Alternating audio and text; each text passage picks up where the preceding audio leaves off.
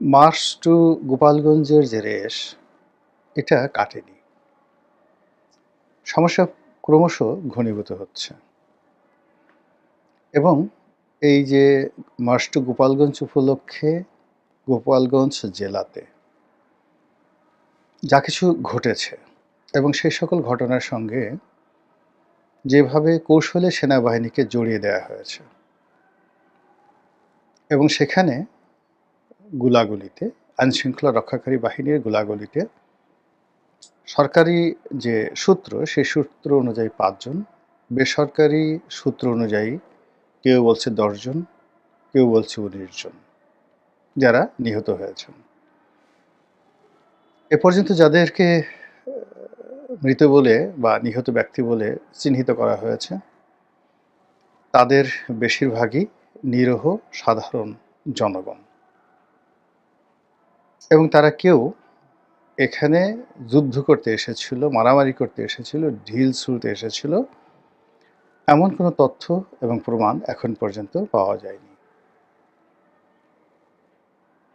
সরকারের যে মদতপুষ্ট রাজনৈতিক দল, যেটিকে কিংস পার্টি বা রাজকীয় পার্টি বলা হয়, সেই এনসিপি, তারা জুলাই বিপ্লব উপলক্ষে বা জুলাই অভ্যুত্থান উপলক্ষে সারা বাংলাদেশে ৬৪টি জেলাতে পদযাত্রা শুরু করেছে। তারই ধারাবাহিকতায় হঠাৎ করে তারা গোপালগঞ্জে যে তাদের পদযাত্রা, সেই পদযাত্রাটিকে তারা মার্চ টু গোপালগঞ্জ, ইংরেজিতে তারা এটিকে রূপান্তরিত করে। ১।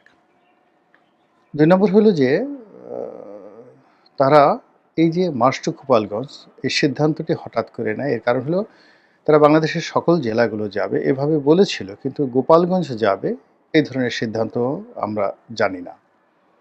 দ্বিতীয়ত, হঠাৎ করে যখন তারা মার্চ টু গোপালগঞ্জ ইংরেজিতে বলল, অতীতে যেভাবে কমপ্লিট শাটডাউন এই ধরনের যাকে বলা হয় যুগান্তকারী তারা যে প্রোগ্রাম দিয়ে সফলতা লাভ করেছিল, তার এই ধারাবাহিকতায় তারা মার্চ টু গোপালগঞ্জ দিল এবং তার সঙ্গে সঙ্গে তাদের সমর্থক এবং তাদের হেটার, যারা তাদেরকে ঘৃণা করে, তারা নানা রকম পক্ষে এবং বিপক্ষে গুজব ছড়াতে থাকলো। বলা হলো বঙ্গবন্ধুর মাজার ভাঙা হবে, এটা করা হবে, ওটা করা হবে ইত্যাদি, এবং তা নিয়ে একেবারে রীতিমতো গোপালগঞ্জ উত্তাল।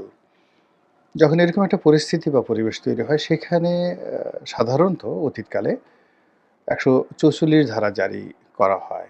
এমনকি সরকারি দল, যেমন ধরুন আওয়ামী লীগ এবং বিএনপি, তারা যখন পরস্পর মুখোমুখি অবস্থানে চলে যেত অতীতে এবং পরিস্থিতি যখন দেখা যেত যে স্থানীয় প্রশাসন নিয়ন্ত্রণ করতে পারছে না, তো সেক্ষেত্রে বিএনপির ক্ষমতাকালীন সময়টিতেও দেখা গেল বিএনপি প্রশাসন বা সরকারি প্রশাসন ১৪৪ ধারা জারি করেছে। আবার আওয়ামী লীগের জামানাতে এরকম ঘটনা বহুবার ঘটেছে।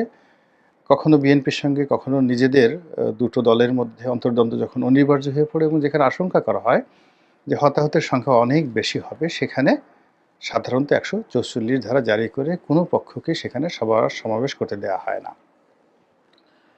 তো গোপালগঞ্জে যে সমস্যা হয়েছে, যে সংঘাত হয়েছে, সংঘর্ষ হয়েছে এবং এখনো পর্যন্ত এটা যে রেশ রয়ে গেছে এবং সারা বাংলাদেশকে যেভাবে ঝুঁকির মধ্যে ফেলে দিয়েছে, এটা প্রথমত গোয়েন্দা ব্যর্থতা।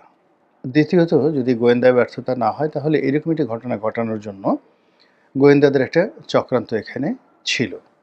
আর তৃতীয়ত, বাংলাদেশ সেনাবাহিনীকে আন্তর্জাতিক অঙ্গনে এটিকে যাকে বলা হয় কলঙ্কিত করার জন্য, জাতিসংঘ মিশনে এই সেনাবাহিনীর সুনাম এবং সুখ্যাতি এগুলো পুলিশের মতো করে দেওয়ার জন্য এবং আমেরিকার যে সকল মানবাধিকার সংগঠন রয়েছে তার সঙ্গে সঙ্গে জাতিসংঘের যে মানবাধিকার সংগঠন রয়েছে, এই মানবাধিকার সংগঠন যেটা সম্প্রতি বাংলাদেশে তাদের অফিস করেছে, এই সংগঠনের দ্বারা সেনাবাহিনীকে কলঙ্কিত করা, দায়ী করা এবং প্রশ্নের মুখোমুখি করার যে একটা সুদূর প্রসারী চক্রান্ত রয়েছে, তা এই গোপালগঞ্জের মাধ্যমে হয়তো শুরু হয়ে গেছে।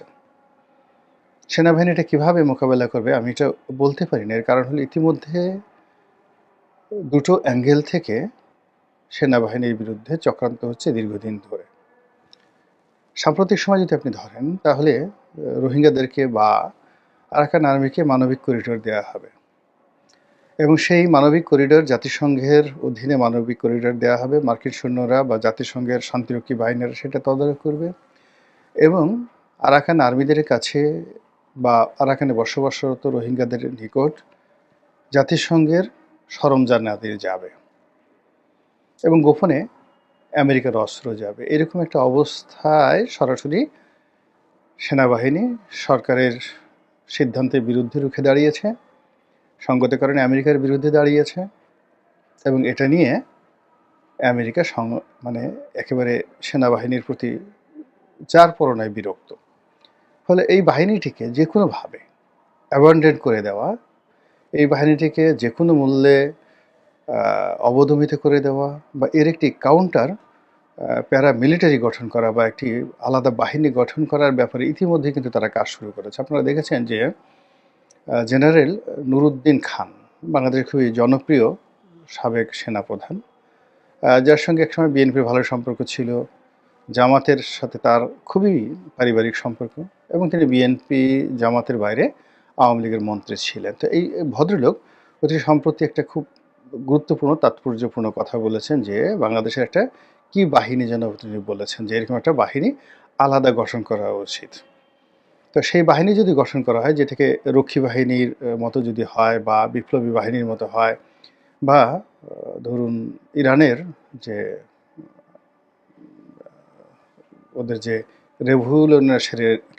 রেভলিউশনারি গার্ড, তো বিপ্লবী বাহিনী সেরকম কিছু হয়, তাহলে সেনাবাহিনীর আর অস্তিত্ব থাকবে না।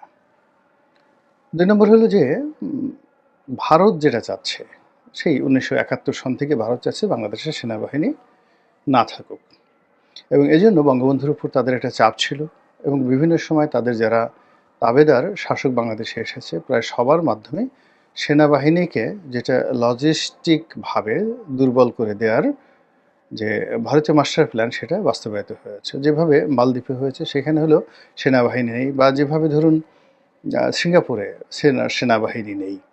তো ভারত মনে করে যে তাদের সঙ্গে যদি একটা সামরিক চুক্তি বাংলাদেশের সঙ্গে থাকে, বাংলাদেশের সেনাবাহিনীর যে বিশাল ব্যয় হয়, এই ২ লক্ষ বাহিনীকে লালন পালন করার কোনো দরকার নেই। এর ১০ ভাগের ১ ভাগ টাকা যদি ভারতকে দেওয়া হয়, তাহলে ভারত বাংলাদেশের যে কোনো প্রয়োজনে সৈন্য দিয়ে সহযোগিতা করতে পারে। তো এই যে চক্রান্ত, এগুলো তো চলছে, দীর্ঘদিন ধরে চলছে। সেই চক্রান্তের মধ্যে এই জমানাতে এসে যখন এরকম গোপালগঞ্জের একটা ঘটনা ঘটল, এটাকে আর যাই বলেন না কেন খুব সহজ সরল ঘটনা হিসেবে আমি মনে করি না। দ্বিতীয়ত, সেনাবাহিনী ধৈর্যের সঙ্গে গত ১১ মাস ধরে নির্বিকার থেকেছে। তাদের চোখের সামনে অনেক হত্যাকাণ্ড হয়েছে। তাদের চোখের সামনে মাস্তানি, চাঁদাবাজি, তারপরে শেষে হয়নি এ ধরনের এহেন কুকর্ম নেই। তারা বসে, বসে গোয়েন্দা রিপোর্ট করেছে। বসে, বসে মুনকার নেকিরের মতো তারা অনেক কিছু লিখেছে, কিন্তু নিজেদের লাঠি বা বন্দুক ওইভাবে বেশি প্রয়োজন না হলে তারা কিন্তু উঠায়নি। কিন্তু এখানে একেবারে সরাসরি যুদ্ধ অবস্থা, জলে, স্থলে, অন্তরিক্ষে।